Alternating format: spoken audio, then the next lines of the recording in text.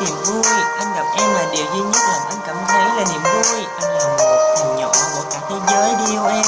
Em không tin thì cứ ôm anh để biết tình cảm bao nhiêu xem.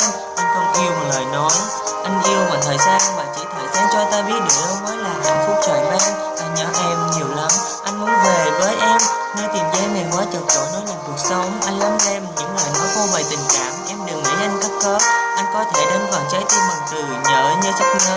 Anh ghét ông trời cho anh và em gặp gỡ, sau đó bắt hai ta xa nhau. Anh như lời kẻ ái lên bờ tập thở. Thế giới này thật to nhưng anh chỉ yêu một phần nhỏ, phần còn lại sẽ chăm sóc em và lo cho em như thế đó. Thế giới này thật to, tim anh chỉ cần em hiểu rõ. Lãng mạn vì yêu em, mong em một ngày sẽ hiểu nó. Đi vòng quanh tìm nơi có em, nhiều khi lòng anh lặn lội giữa đêm. Biến những tháng ngày này không có em trôi qua càng dài. Gió ơi xin gửi lại chút thương, đến bên em nằm mơ anh mơ. Lại nói thì thầm, đến nhẹ nhàng nếm chút ít yêu thương.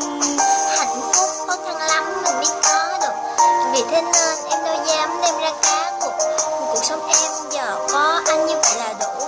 Em không muốn yêu ai hay quay lại người cũ, đơn giản vì em xác định được mình thương ai. Em muốn cố gắng hơn nhiều cho tương lai, mặc kệ con đường này đi nhiều chướng ngại. Em sẽ cố dẫn anh theo như là anh vâng lại.